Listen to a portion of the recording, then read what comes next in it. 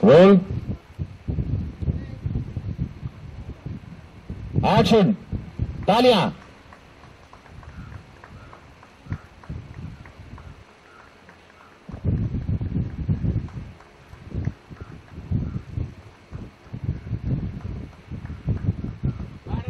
के बाद में टाइट कर लेना था सुजानी का। टाइट रख के स्लो करना। टेकिंग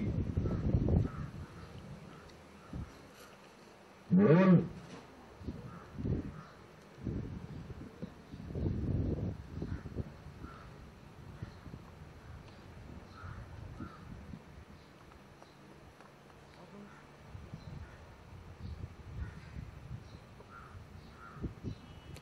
रोल, दोनों camera roll action.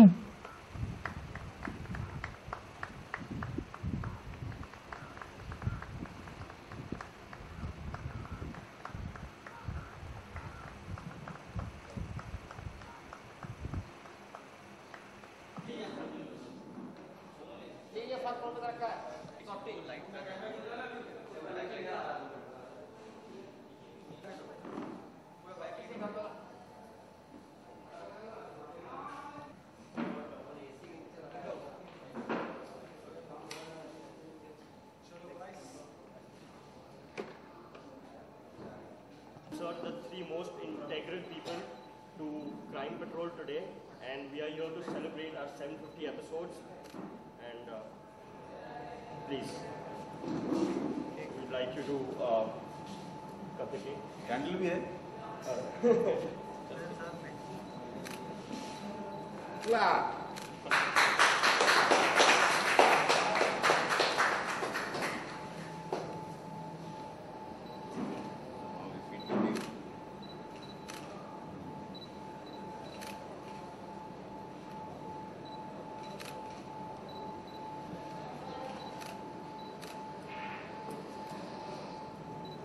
Please attack.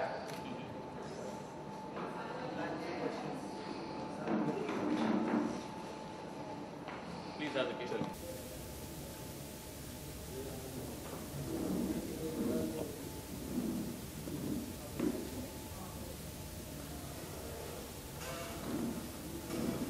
Entertainment channel की बात करें तो हम देखा करते थे डेली शो, फिर आए रियलिटी शोज, लेकिन रियलिटी बेस्ड पहला शो क्राइम पेट्रोल और इतनी लंबी जर्नी उसने पूरी की है और उसको बेसिकली 1.5 साल पहले पर अलग अलग रियलिटी बेस्ड शोज आ रहे हैं। इस जर्नी को आप लोग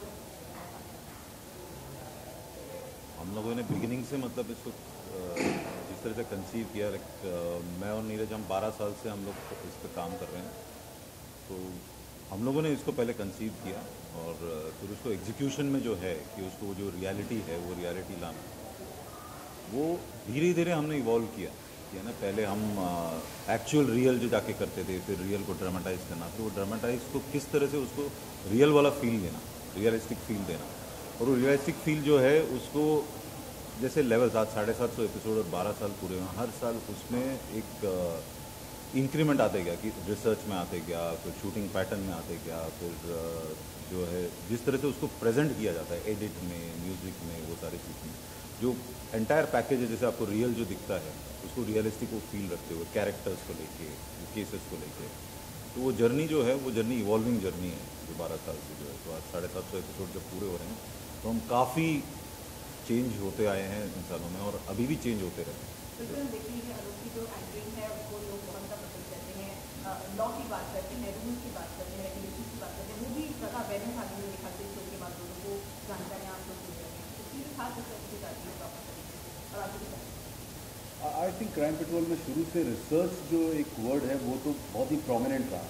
जैसा शुरू ने बताया कि जब कंसीव किया इन्होंने, उसमें मेरे ख्याल से इनका बड़ा मेजर इस बात पे जोर था कि रिसर्च बहुत डिटेल में होनी चाहिए, उसमें से कितना रखना है, कितना दिखाना है, क्या कहना है, वो ये चूज़ करते थे। लेकिन research was always big medium कि वो ज़्यादा डिटेल में होनी चाहिए। आई थिंक उसी वजह से जो एंकर का जो रोल बना इस पूरे प्रोग्राम में, जो कि शुरू से ही था, लेकिन वो एंकर का रोल भी जैसा इन्होंने कहा कि इवॉल्व होते होते एंकर की प्रेजेंस भी बदलती रही। एंकर कहीं ना कहीं एक इस रूप में आने लगा कहानी के अंदर के जैसे वो इस पूरी कहानी में वो भी शायद हिस्सा हो सकता था। वो एक कॉमन मैन बनकर आने लगा और वो कॉमन मैन की बात कॉमन मैन की ज़ुबानी से सुनाने लगा, जिससे लोगों को वो रिलेटेबिलिटी ज़्यादा बढ़ती। ऐसा नहीं लगा कि ये एक आदमी आता है जो हमें भाषण देकर चला जाता है, हमें सिखाता है कि सही क्या है और गलत क्या है। उनको ये लगने लगा कि ये जो आदमी आके आता है ये भी हम में से कोई एक है और ये जो बात कह रहा है वो हमारे साथ हो सकती है, जिनके बारे में दिखाया गया उनके साथ हो सकती है, इस आदमी के साथ भी ऐसा हो सकता है। डेफिनेटली ये पूरा डेफिनेटली शो है वो रियल क्राइम होता है हमारे आसपास का रोल होता है उसको लेकर है, लेकिन आप लोगों से इंस्पायर होकर ढेर सारे और टीवी शोज आ रहे हैं उनको लेकर आते हैं कैसे? नहीं, वो तो आएंगे, ऑब्वियसली वो तो आएंगे। जब इंजन चलती है तो पीछे डिब्बे भी लगते हैं, तो ऑब्वियसली आएंगे। मतलब कहीं भी आप देख लीजिए, कोई भी चीज़ जो है सक्सेसफुल होता है तो उसके पीछे एक ढेर सारी लाइन लगती है, वो डेलीज का हो या इसका हो। तो इससे पहले लोग ये करने से घबरा रहे थे, तो ये सक्सेसफुल हुआ तो हाँ अभी चलो और प्राइम टाइम स्लॉट भी है। Prime time slot. जब हम पहले पुलिस के साथ करते थे तब भी we were the first one, तो तभी पुलिस को कन्विंस करना भी मुश्किल पड़ता था। उसके बाद सारे news channel we started to ape the same thing. जब हमने इसको फिक्शनल रूट पकड़ा तो आपके सामने है कि कितने लोग आज भी चीज़ कर रहे हैं।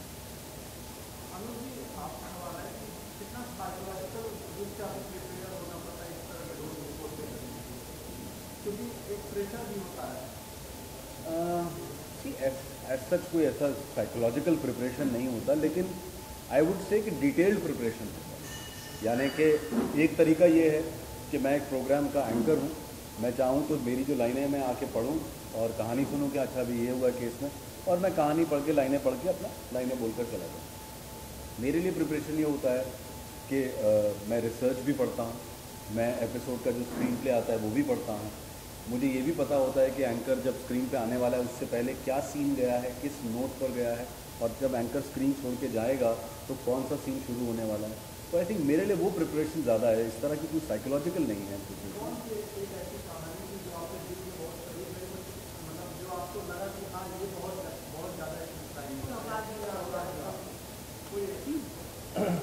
कि ऐसी तो बहुत सारी कहानियाँ हैं जिन्होंने चौंका दिया, लेकिन कुछ ऐसे केसेस हुए हैं जिसमें आपको बड़ी तकलीफ होती है जब आप कि ऐसा क्यों हुआ, शायद ये नहीं होना चाहिए था। वो कहाँ होता है जब आपका एक इमोशनल एंगल होता है। जैसे एक केस था जिसमें एक आदमी ने अपनी माँ और अपने भाई को मार दिया था, बॉम्बे का एक केस था। वो क्यों मार दिया था? क्योंकि वो अपनी लाइफ से फ्रस्ट्रेट हो चुका था, उसको लगता था कि मेरी ज़िंदगी यही है, बस मैं इनकी देखभाल करता हूँ। तो बड़ी तकलीफ हुई देख करके। किसी एक आदमी पे ज़िंदगी में शायद इतना प्रेशर भी नहीं होना चाहिए। There has to be a balance. तो जब ये बैलेंस गड़बड़ होता है तब कहीं ना कहीं वो क्राइम का रूप देता है, चाहे वो इकोनॉमिक डिसबैलेंस हो, चाहे वो इमोशनल डिसबैलेंस हो। तो ये दोनों, क्योंकि एक कम पैसे वाले आदमी को लगता है कि इसके पास मुझसे ज़्यादा मेरे पास क्यों है, तो मैं इसको मार कर वो पा सकता हूँ।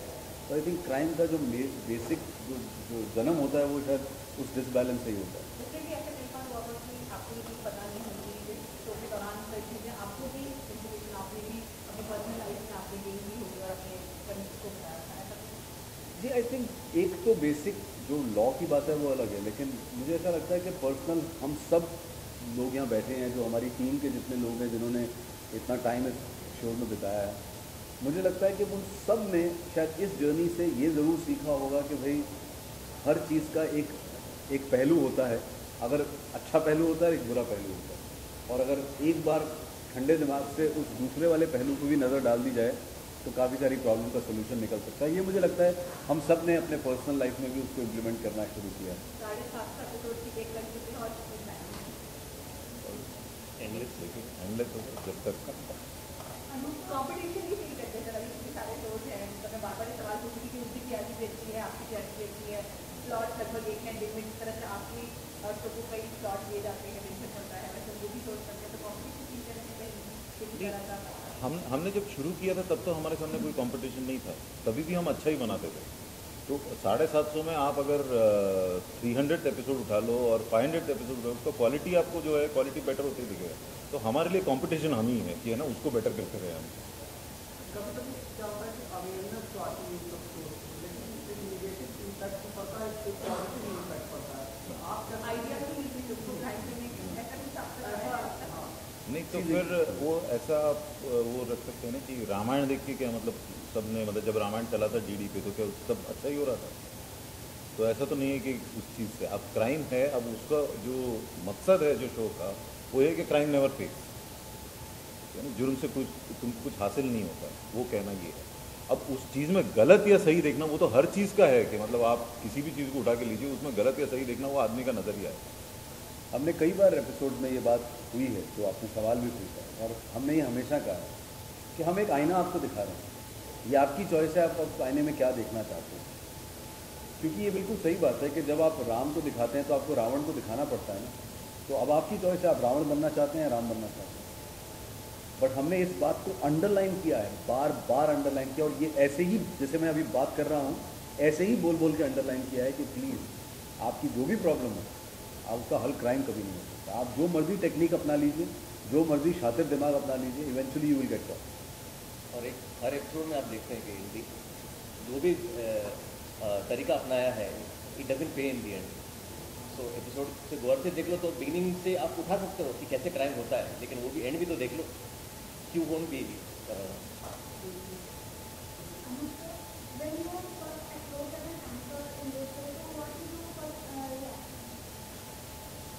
ये एक्चुअली सच बात बताऊँ तो मेरे जैसे कहते हैं ना समटाइम ड्रीम कम्स ट्रू, मेरे ड्रीम में था ऐसा कि मुझे कुछ ऐसा शो एंकर करना चाहिए, and I am fortunate enough कि ये शो मेरे पास आया है, ये लोग इन्होंने मेरे बारे में सोचा ऐसा। बट आई टेल यू, मैंने भी एज एन एंकर इवॉल्व किया है चलते चलते, जैसे जैसे एपिसोड्स की शेप बदलती गई, जैसे जैसे एंकर का एक प्रेजेंस उसके अंदर बनता गया, I think as an anchor मैं भी वो चीज़ों में ढलता चला गया। बट मैंने कोशिश ये की कि जो लिखा जा रहा है, जो बनाया जा रहा है, I should be true to that.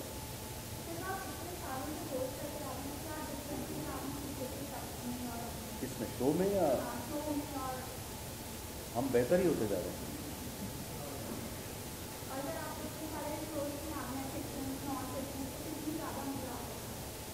कि अभी फ़िलहाल तो मैं यही कर रहा हूँ और इसमें मुझे हमेशा मज़ा आता रहा है और आता रहेगा, लेकिन इसके अलावा कुछ और इंटरेस्टिंग भी होगा तो मैं ज़रूर करना चाहूँगा।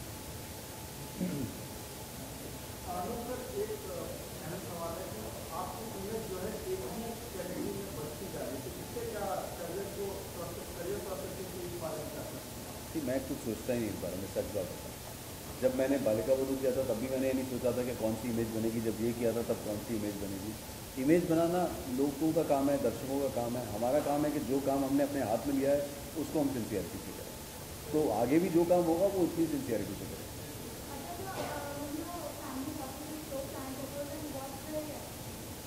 रिएक्शन कुछ नहीं है, जिस पर्पस के लिए हम बना रहे हैं, हम चाहते हैं कि हमारे फैमिली मेम्बर्स देखें, and we force them to watch. Thank you very much, thank you.